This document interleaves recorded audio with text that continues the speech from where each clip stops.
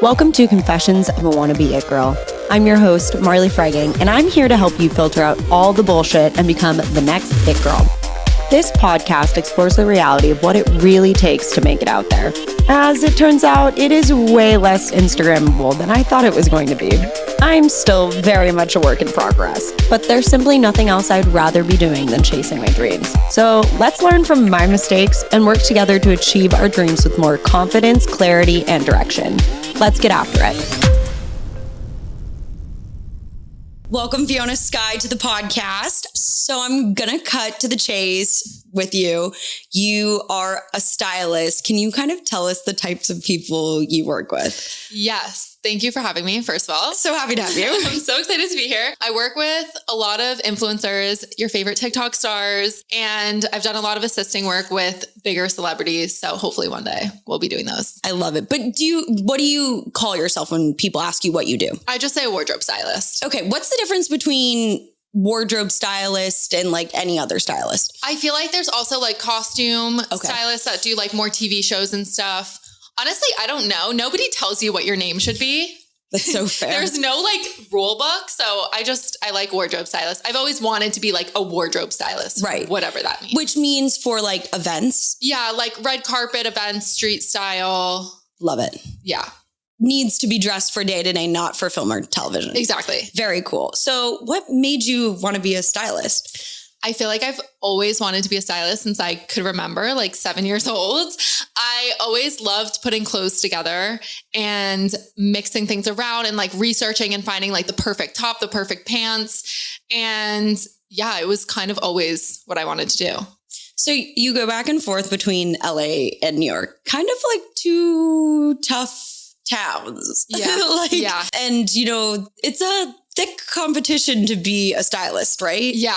What keeps you in it? How long have you been doing it? What are all like the orientations of becoming a wardrobe stylist? It's really competitive. So many people want to be a wardrobe stylist and nobody really talks about how you get there. And there's not really like a one-way path to get there because nobody tells you. So I have a funny story of how I got into it, but I think most people start off by interning for a stylist and assisting. And then over time, like after like 8 years, like you're assisting for a long time, then you get your own clients. So 8 years is a long time. A long path. How long do people go to med school? I don't know, but 10 years, but like similar. Yeah. Like I feel like most stylists get their big clients and like break in the industry when they're like 29 to 34, I feel like. Okay.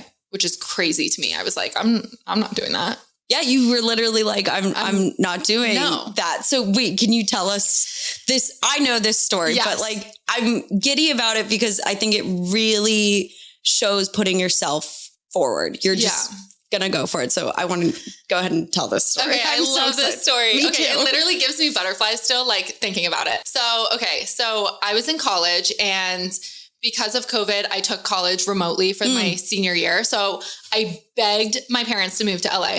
I was like, I have this gut feeling, like if I move to LA, I'm going to find my career. What did you study in college too? I studied graphic design and acting. Okay. So like, yeah, arts. It was like the most creative thing that you ever had to offer.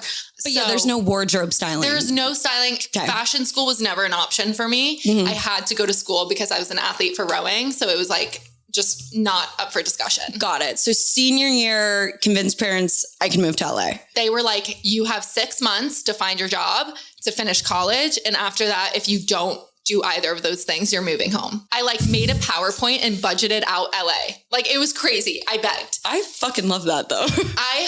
When I want something, I am like full force, go get them. So moved to LA. I was DMing my favorite stylist assistants. No one was answering me. Nobody wanted to take me as an intern. And I did not understand why. So I was sitting at Craig's, the restaurant in West Hollywood. And I was with my dad and his two friends. And you were with your parents? I was with my dad. I was like assuming it was like a girls' night out. I was with my dad. Continue. You'll see why this is weird. Okay, so with my dad and my parents' two friends. And I see these guys come in and sit next to us. And I, at this point, didn't really know who they were. Like I didn't watch them on TikTok, but I knew that they were TikTokers because my roommate had just been telling me about them prior. So they come in through the back. I'm like, I know these are important people. Because they came in through the back. Yeah. And their style is so bad. Oh my God. Like if they listen to this, like, I'm so sorry, but please, I could use that. But their style was so bad. And so I remember I went to the bathroom and I called my best friend and I was like, these guys are sitting next to me and like, I want to ask them to style them, but like, that's so awkward. And I don't want to like interrupt their dinner. She was like, do it. Literally, she like forced me to do it. She was like, you have nothing to lose. Do it. I was like, okay, fuck it. So I go up to the front of the restaurant. Did you tell your dad, I'm like, hey, I'm going to do this? No, wait. So I go to the front of the restaurant. I'm like, okay, can I borrow a pen and paper? I write down my name and number on a piece of paper. And I go back to the table. I'm like kind of shaking because I'm like so nervous. I'm like, what am I going to say? And as we're leaving dinner, I go to my dad. I'm like, meet me outside. I need to go up to this table next to us. I'm not flirting with these boys. Like, don't ask questions. Just leave. He was like, okay. I was like, I know, I'm like, ah. So I go up to the table next to them. They're sitting with their parents. And like, so I think it was their manager at the time. I don't really know. I was like, hi, like, I'm so sorry to interrupt. I just want to leave this here. I'm Fiona. Like, I really want to be a stylist one day. Would love to style you guys. I'm graduating college soon, which was the lie. I still had a year. Okay. I also was not a stylist. I was like, yeah, I'm a stylist. Here you go. Fake it till you make it. There was like fun banter. They were like, oh, like you don't like our style. I was like, I could help you. Good job. Then 2 days later, Katie, their assistant at the time, texted me and was like, hey, like, I'd love to schedule an interview with you. Like the boys gave me your number and I hear you're a stylist. I was like, I'm not a stylist. I've never dressed a man in my whole life, ever.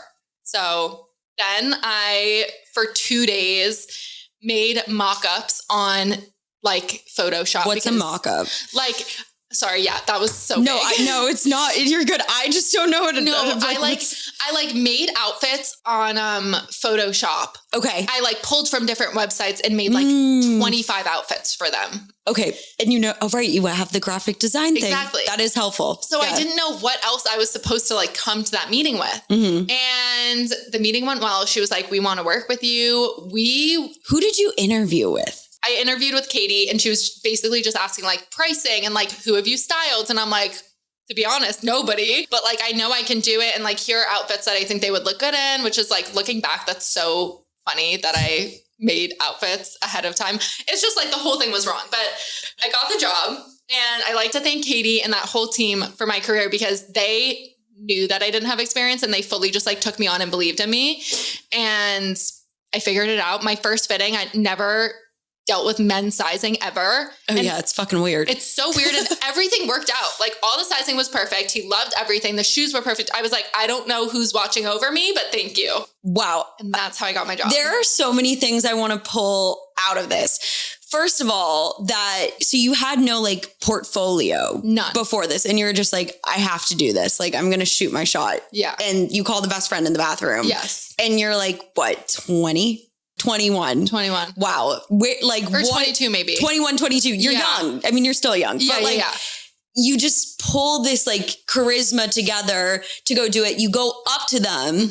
You don't like, you know, bat the eyelash of like, oh, like I'm a nobody. And I know, I think you're doing great. You're very blunt. You're very straightforward. And like, you faked it till you made it. Fully.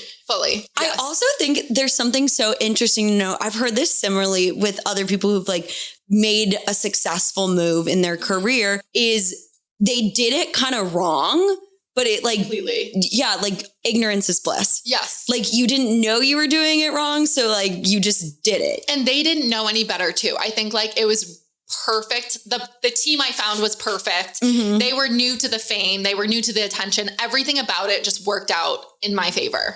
Wow. Yeah. So now that you've been in this world for a while, like tell us what are more of the like normal steps that people will go through. Okay. So I was saying I was a stylist back then. Yeah. And I wasn't. Now that I know what a stylist really does, I was personal shopping back then. So I was going to stores. Wait, what's the difference? So I don't know if people actually say there's a difference, but in my mind, it's so different. So I like to like, there's a difference here. So personal shopping is you get a budget. Maybe you don't get a budget. Maybe you just have a credit card and you're going to stores, you're going online, you're shopping and returning whatever is not used, whatever's not wanted, and then whatever he keeps or she keeps. But styling is you need all of the brands and showroom contacts. You need emails. You're reaching out to the brands. You're getting approvals to see if the brands will dress your client. And you're never spending money. There's no money involved most of the time, unless you do a custom or unless they do give you a budget sometimes. But these people have huge followings. The brands want to dress them. So I had no idea that was what styling was. No idea. Wow. So you get in this position and then do you kind of like gain a mentor or did you start getting other work? What happened there? So I got him as a client. I got one of the guys as a client from that restaurant. And then from there, I was like, I really want to learn how to actually do this. Like, yeah, I have a client and that's really cool, but I'm not going to get to where I want to go unless I follow somewhat of the steps. Sure. So I had a big stylist team reach out to me and offer me an internship, which was like, whoa. Which is what you had been trying to get through the DMs. Right. Okay. So I had been begging all of these other stylists and then they asked me to intern for them. So I did that for 7 months and that was like, I was doing bitch work. Like I was running around LA in my car, just picking up things and returning things. It was terrible, awful. I didn't learn anything. And it was just like coffee girl. Right. But like, I guess you earned your stripes or like, I don't know. I guess it was like good to put on my resume. Sure. From there, this is so funny. I was at Craig's again. Craig's is literally like, go to Craig's to network. Go to Craig's if you want to find a job. So I'm going I need to go there more often. You have to go there. So I'm going to Craig's again. I'm like picking up, my hair is in a bun. I'm wearing no bra, sweatshirt, sweatpants. I look like absolute shit. Oh, you're just grabbing food To go because I'm a bougie bitch sometimes. And I see Maeve Riley, who is my stylist. Idol. I see her sitting at the table next to me. I'm like, there's no way I'm going up to her. Like I've been emailing with her assistant for a year, begging them for an internship. Even though I have to say the sweatpants and like bun thing, like I could kind of feel like she'd fuck with that. I looked like a slob. But like, it's fine. And so since I'd been emailing with them for so long, I was like, I need to go up to her. Yeah. So I go up to her. I'm like, round 2. Hey, so sorry to interrupt your dinner. Like, I am obsessed with you. I'm obsessed with your style. Like, you're the reason I'm in styling. Like, I want to work for you. She was like, well, what are you doing now? Like, she was asking me so many questions. I told her what I was doing. She was like, well, you have a client and you have an internship. Like, you're good. You're on the right path. And I was like, no, I want to work for you. She was like, okay, like email Rachel, her assistant, because she knew I had been in contact with her. Email Rachel and we'll bring you in this week. I was like, period. Okay. Thank you. So 2 days later. And also these people have been receptive to you when you've walked up. People are so scared because they think they're going to be mean. Yeah. And like, or like you're, what's it called? Intruding on my dinner. Yeah. But like, they've been nice. I think if you're respectful about it and you're going, like, I'm never like, oh, can I take a picture? It's like, no, like, I really want to meet you. I respect you. I want to like, here's why. Yeah. Like XYZ, Like, exactly. I fucking know who you are. Not just like, oh, I know you're kind of famous and I like could kind of do something like fangirl. Like, it's not like, fangirl energy. Exactly. You're coming up in a business energy. Yeah. That's and not even like I want something for you, just like from you. Just like, I feel like both of those times I felt so confident that like I can offer something. And I feel like I just like stayed true to that. So they bring you in. So they bring me in 2 days later. And I worked for her for a year.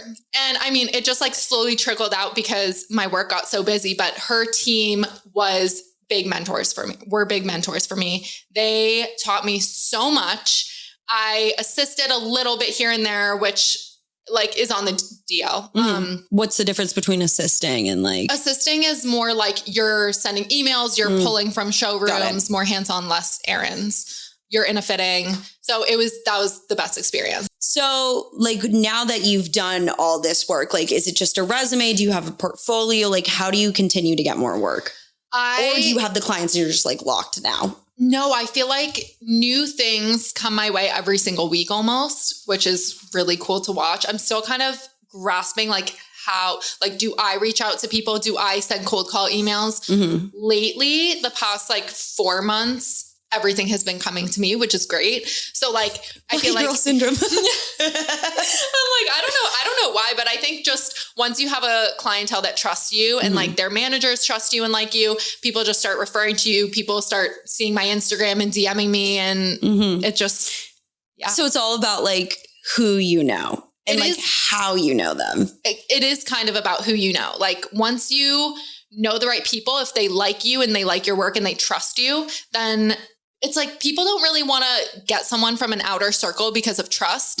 So like, it's like once you're in, your name is kind of in. Right. So something I like to talk a lot about on this podcast is like kind of the networking, which can sound like a gross ass word because everyone's like, what's networking? Networking's gross. Or like, you know, it does feel like I just want something from you. Like, what is like, cause also people think this is fucking magic. Like you show up to LA, you just walk up to someone at Craig's and like, ta-da, and you have a career. Like what is your like inner workings and thoughts towards networking? Like, how do you approach it? I feel like I might hate that word too, because I hate it. I hate the thing that I hate about LA is so many people are trying to get something from you. Yes. I feel like I have like stayed so true to myself and like, I'm so passionate about my job that like, I just want to dress people and that's it. Like I don't care who you are or what you do. And I feel like people in this industry like crave to see genuine people who just like what their job is. And so I feel like that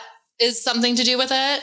You are really like putting yourself out there. Not everybody has as much like confidence and wherewithal. Like where did that really come from for you? And like, what do you tap back into when you're like doing a scary pitch or like going up to people at restaurants? I don't know who gave me the confidence to do that. Like where did I get the audacity? I don't know. Like, but it's paid off. It's paid off so much and I would do it and I probably will do it a million more times. I feel like a lot of people are too scared to go after what they want to do. You just do it and you stay true to yourself and you're not trying to get anything out of anybody. You're just like, this is my passion. I want to work. It's so interesting because I think a lot of people talk about manifestation, and manifestation is like the idea of like, you know, I'll sit here and like, I'll think about these things and then it will just come to me. It's like, no. You also have to have like the whole thing to back it up.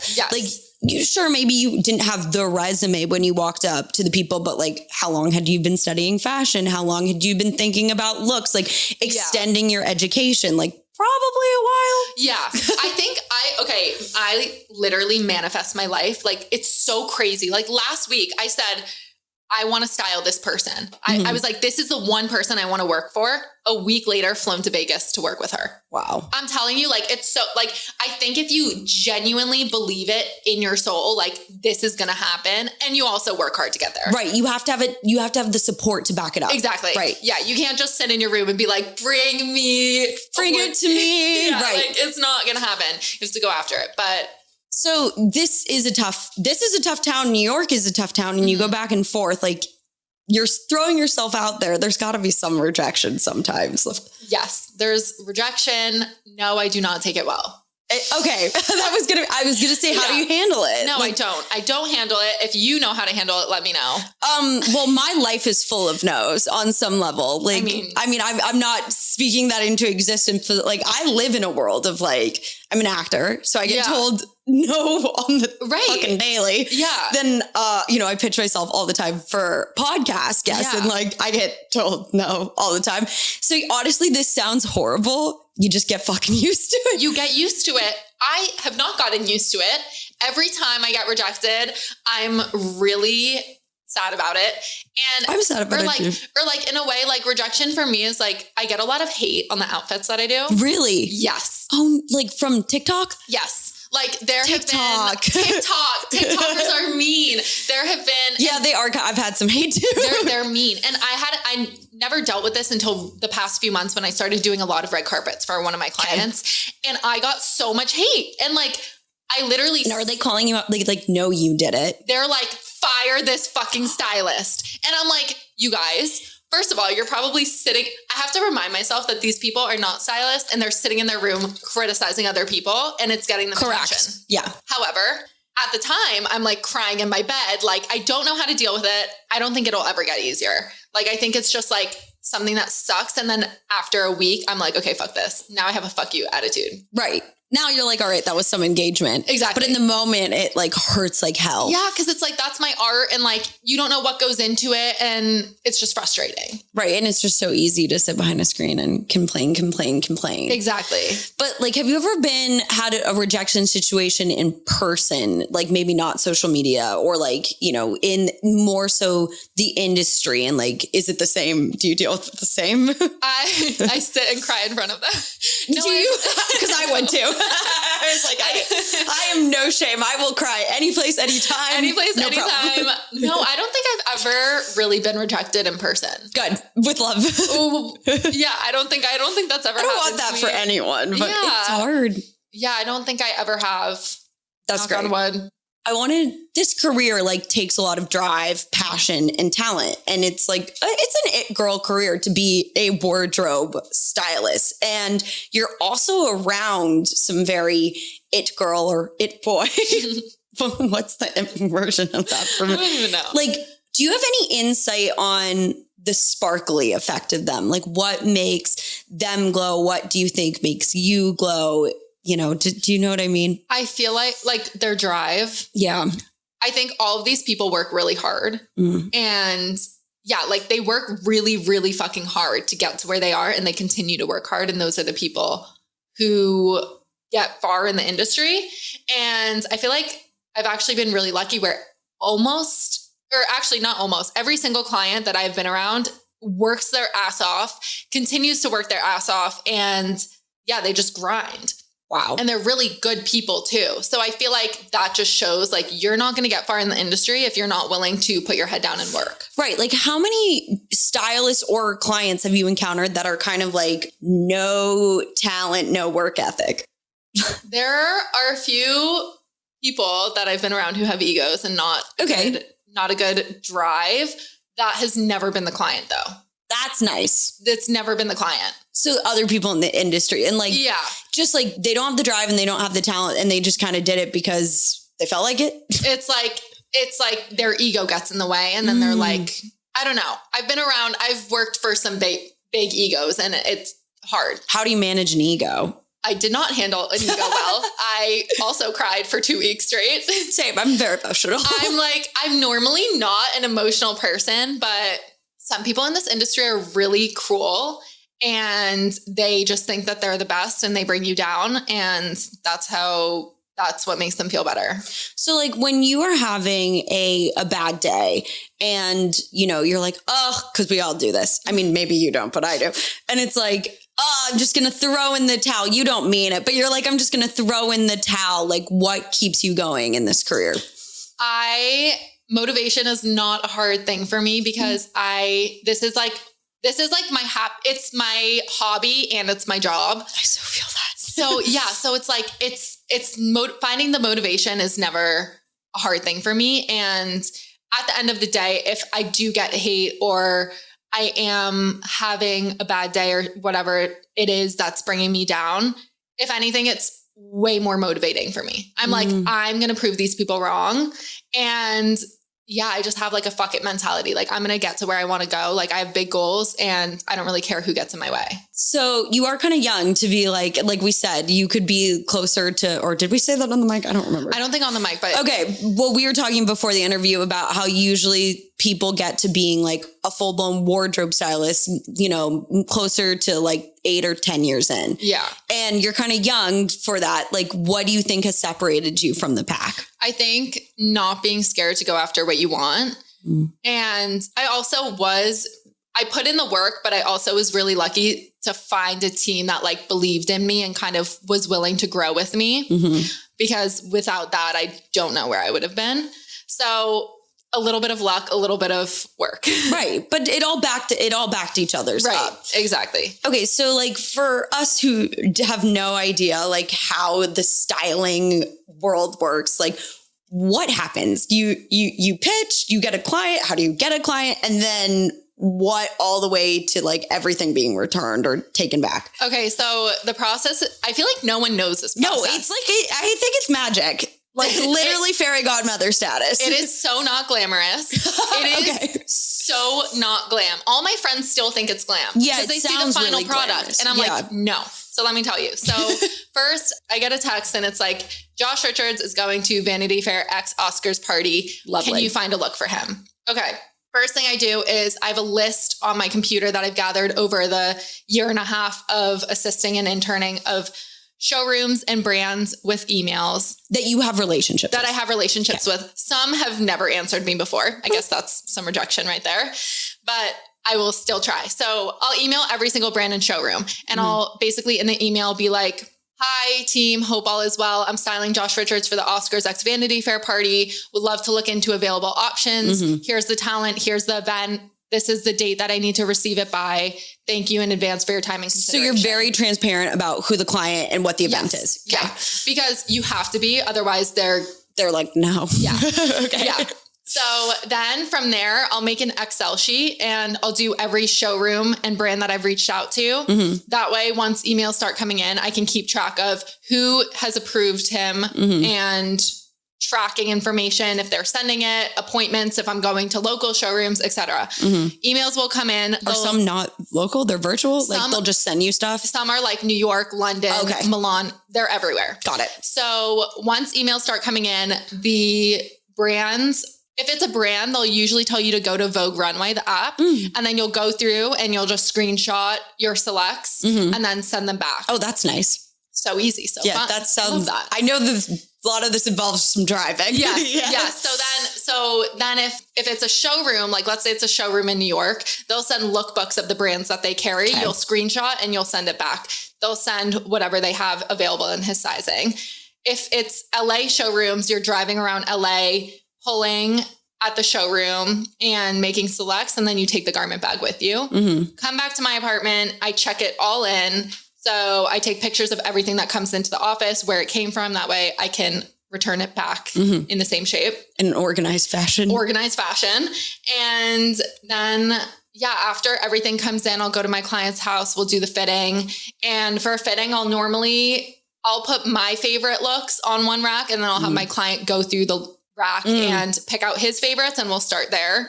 Try everything on. There's always a tailor on hand so that everything can be fixed. And do you have to organize the tailor? Yes. Okay. Yeah. And then, after that, pick a look, get it tailored, and then everything gets returned. So then you just go back and take it all back. And you have to, it all has to be correct, right? Yes. You go here, you can't go somewhere else. Oh my God. It's so confusing. So when something comes in, I take a picture of, let's say it's the box, and then every single thing that comes out of that box. Sure. Because it has to go back to the right place. So especially because you're bi-coastal, what happens in New York? Because driving is not quite as available. Okay. So I don't really style in New York, but I've done a lot of assisting in New York. Right. So you're taking it on the subway? No, I'll Uber. Okay. And I'll do literally one day where we were getting ready for something. I don't know what, but I was interning / assisting, and I had 16 stops to go to. Yeah. And I literally just had an Uber take me everywhere. Right. But normally I think people probably subway. I was I'm going to suck this Uber charge because I'm not subwaying. It's just too much. You have 20 garment bags over your shoulder and suitcases, and it's just no. No, that is too much. I don't know how people do it in New York. I heard that from a commercials. I think it was a stylist assistant. Yeah. And he had just moved from New York, and he said it's awful in New York. And because it's not, you don't drive. Right. I don't know. And no one owns a car. My car gets filled up, the back seat, the front seat, and the trunk all the way to the top. I'm I could never. Wow. And so then it's returned and they select, and do you have to talk to the photographers and tell them this piece is blah, blah, blah? What's that whole deal? If my client is going to a red carpet, I'll make sure that they know what they're wearing. And they tell them. And they'll tell there's been times where he'll be interviewed on the carpet and they'll be like, what are you wearing? And he'll know what to say. You're like, let's rehearse this. Yeah, let's rehearse this. You are wearing this brand. Don't get it wrong. Pronounce it right. Yeah. So funny. Yeah. So Fiona, you have come such a far way in a very short time. What is your best advice for putting yourself out there and chasing your dreams? I think you should not be scared of rejection. You should put yourself out there, and you have nothing to lose ever. Someone's going to say no to you, but if anything, it's going to make you stronger. That sounds cliche, but it's true. And you're setting yourself apart from the pack so much by just going after it and going up to people and putting yourself out there, because not a lot of people will do that. A lot of people are going to sit back. So I think that's my best advice, is just go after what you want. Fiona Skye, you are so wonderful. You're such a little light. I'm so impressed by how far you've made it so quickly. And I love your energy. Can you tell everybody where they can find you? My Instagram is Fiona A. Skye, and all my work, it's basically a portfolio. There's no pictures of me. But that's great. Enjoy. Thank you so much for taking the time to be here. Thank you for having me.